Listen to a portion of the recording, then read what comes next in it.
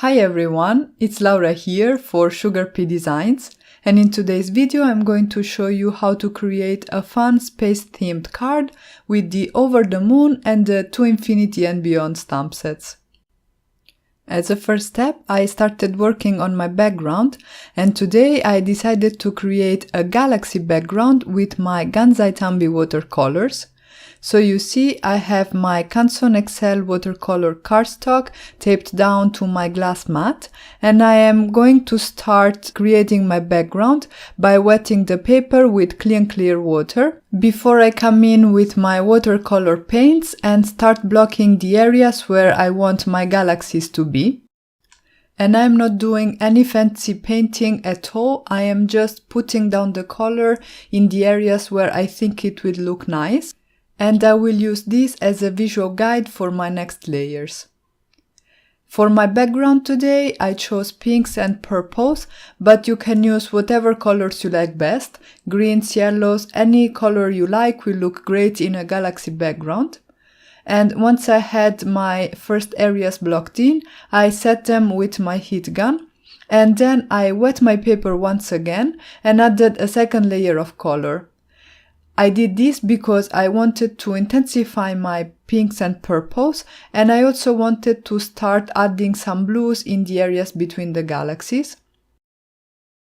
For those areas, I started with a lighter, brighter blue, and then I blended in a darker one to make the sky nice and dark. And at this stage, you don't really need to worry if your colors don't look nicely blended with each other or if this background doesn't look very promising, because we will come in with one last layer after we are done adding color to this one, and we will have heat set it. And then, like for all galaxy backgrounds, the magic will happen at the end. So at this point, my second layer is done. I am heat setting it with my heat gun and using a microfiber cloth in case I need to dry some excess water. And then I'm ready for my third layer, which will also be the final one. I spritzed my panel with clear water, and the reason why I am using a spray bottle rather than a paintbrush is because the paints will reactivate with water, and if I were to use a paintbrush I would just drag the colors around and I would risk muddying up my background. Once I have enough water on my panel, I can go in with my black paint and start darkening up the whole sky.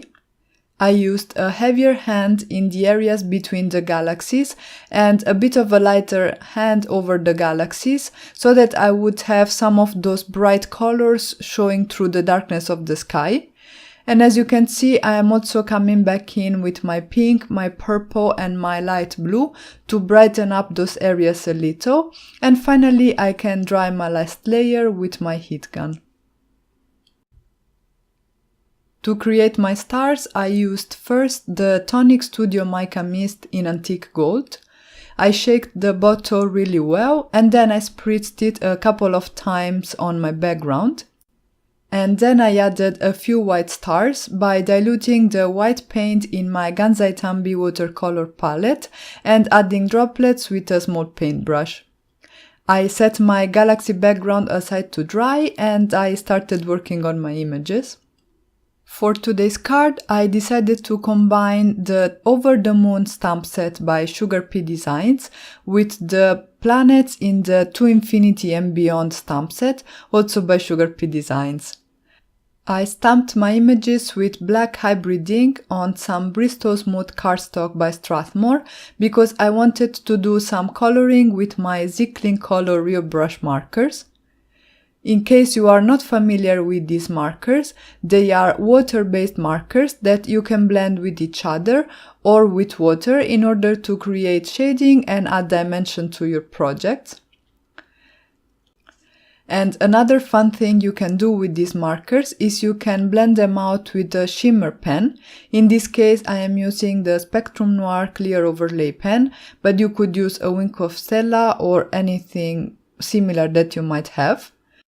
And I used this technique to blend out the markers on the sun and the stars because I thought this would fit perfectly with these images.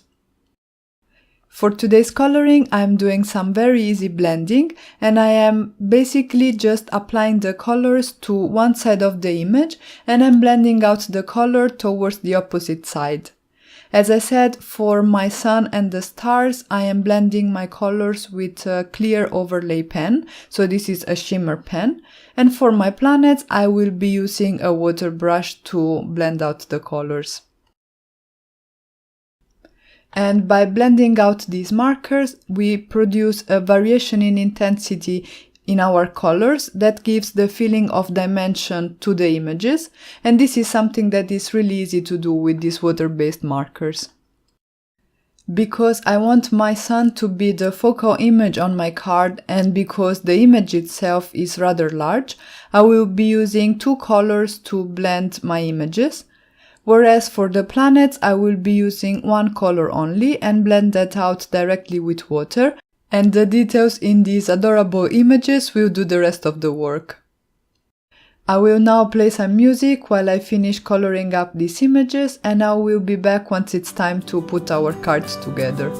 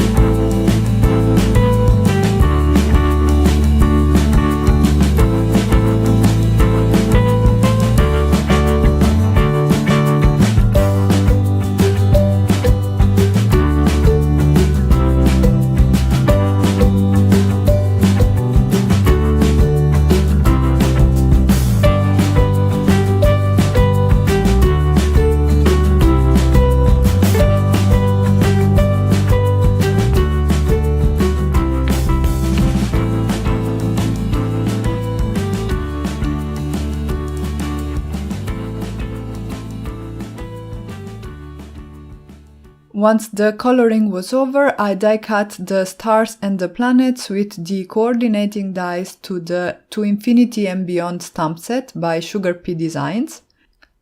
I held the dies in place with some washi tape and I ran everything through my die cutting machine.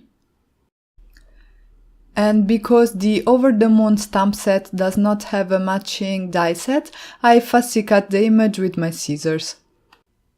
Off camera, I did some more die cutting and I used the Card Front Element Builder die set to die cut a panel out of some black cardstock that measures 4¼ by 5½ inches, and then I used the largest die in the postage stamp die set to die cut my Galaxy background.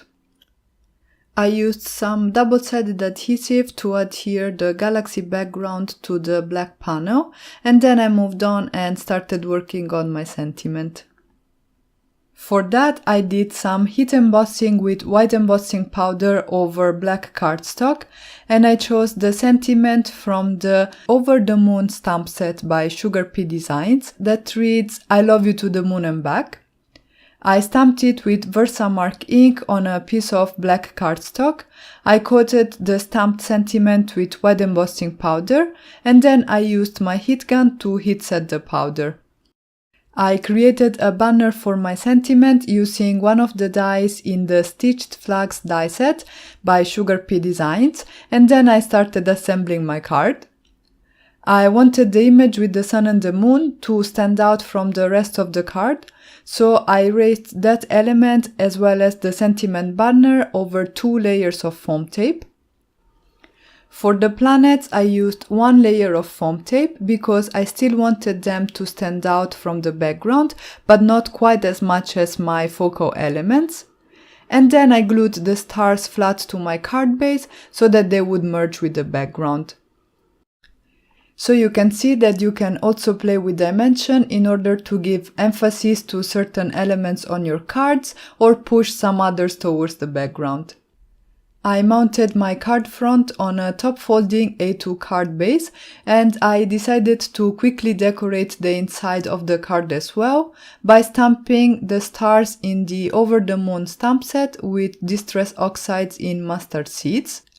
And here you can see the final result. I think this card turned out really cute with all these adorable images, and I love the shimmer on the background. And that's it for today. I really hope you enjoyed today's video, and I hope I inspired you to create with the SugarPea Designs Over the Moon and to Infinity and Beyond stamp sets. Don't forget to subscribe to the SugarPea Designs channel for more inspiration. Thank you all so much for stopping by, and have a great day.